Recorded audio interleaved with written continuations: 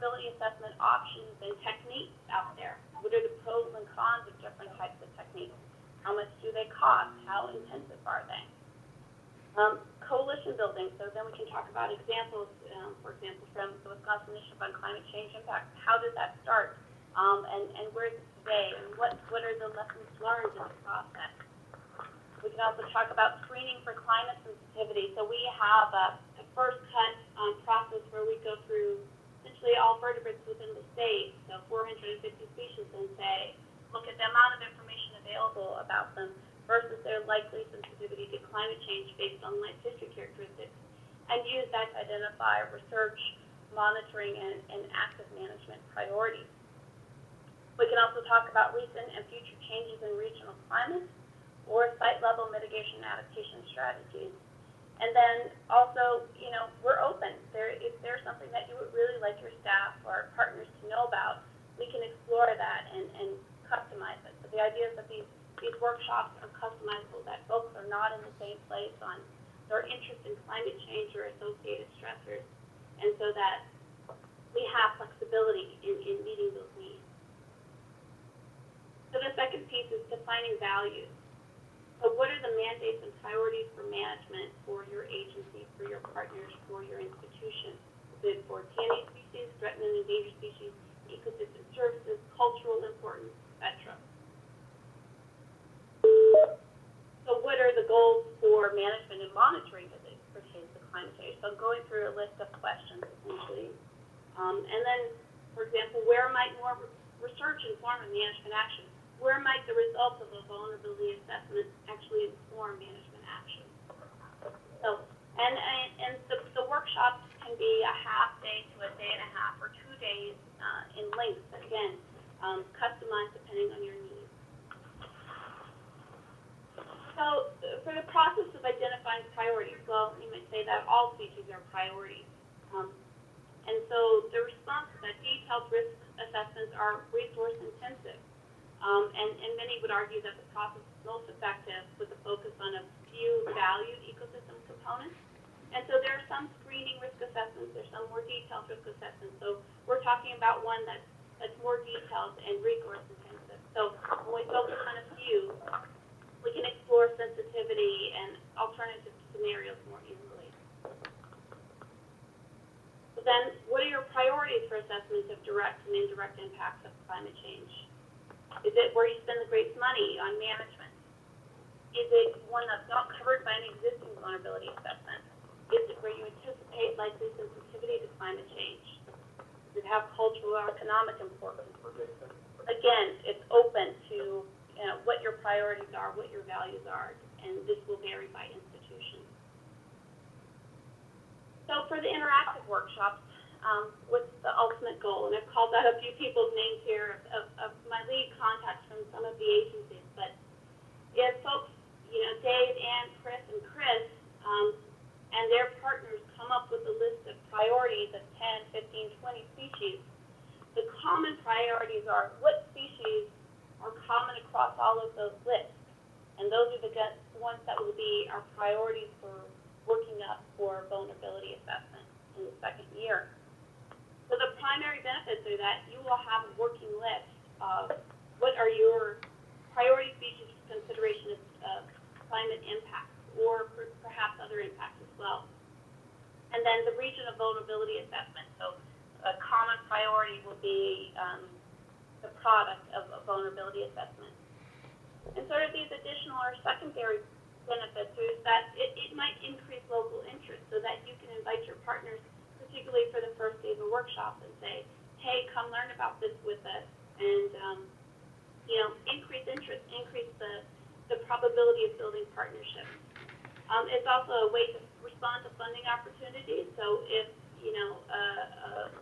a granting organization says, what are your priorities for climate impact, you have this list to respond to right away. You can pursue funding opportunities much more quickly. It's a way to build regional collaboration, and then also attracting research projects. So if a researcher at your local university, state university, or someone else says, what are your priorities? We're interested in doing a study. You can say, here are our priorities. Go from there.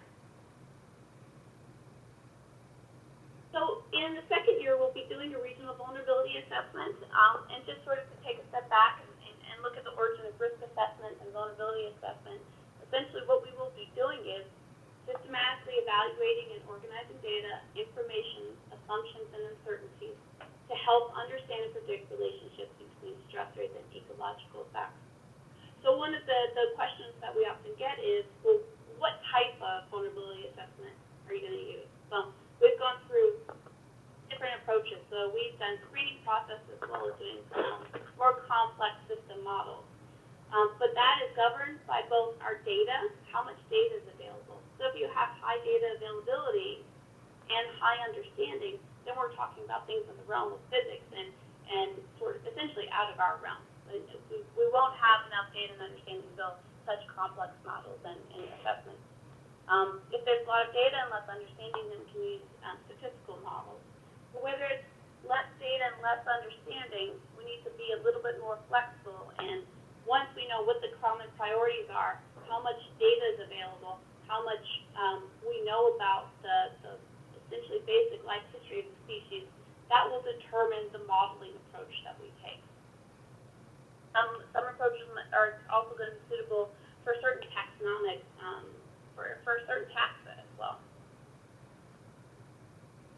Our timeline for year one is that essentially since December through now, we're essentially communicating, working with partners, and working on signing up folks for workshops and scheduling them. And then we anticipate preparing and conducting workshops between May and October, although most folks are asking for workshops later in the early fall or later in the year. And then September to November is essentially consolidating these priorities, having a regional meeting to discuss them, and then also producing a final report that would be available to everyone.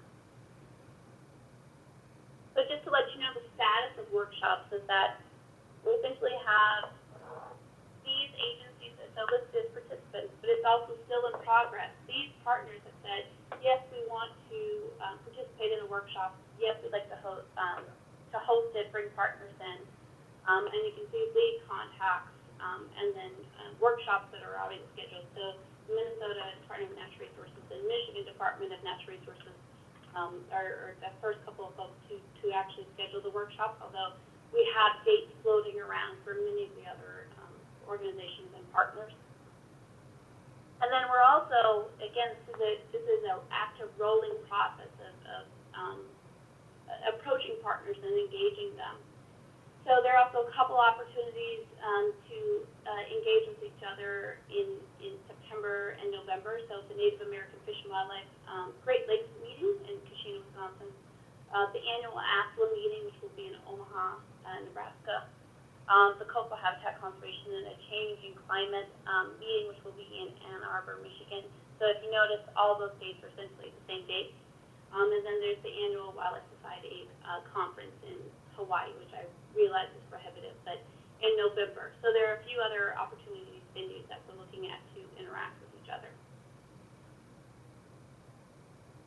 So with that, I'll switch it over to Dominika to talk about the second project.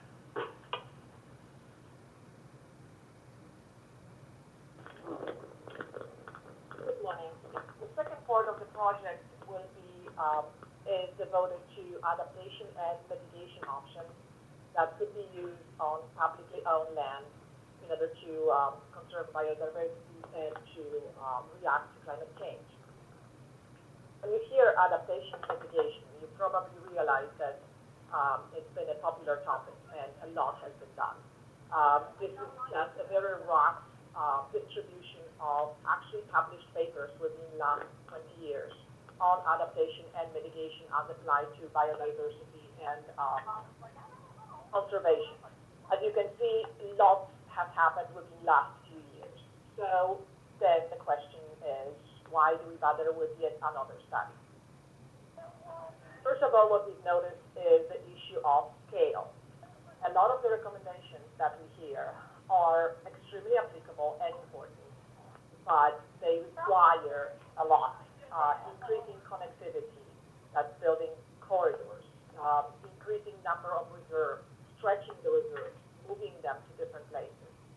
All of these are incredibly important, but obviously they are more than an individual actually accomplish. What we've also noticed is the issue of moving from the recommendation that is posted in the literature to actual things that managers can do. They are descriptions of recommendations that are very broad, that are very conceptual, sometimes even abstract, and the rest is left to the managers to figure out how to go from that general idea to actionable things that they can do. And this is where we are hoping to help. In the first year, we are planning to develop a set of adaptation and mitigation strategies and actions that are applicable at the site level, that can actually be implemented by a single manager. We also want to look at possible interactions between the goal of adaptation and mitigation. There would be certain trade-offs involved there. And in order to bring that into the discussion and decision-making process, we are developing a decision-making tool which will help to identify those places where mitigation and adaptation will have to involve certain give and take, and hopefully it will help navigate through those decision-making processes.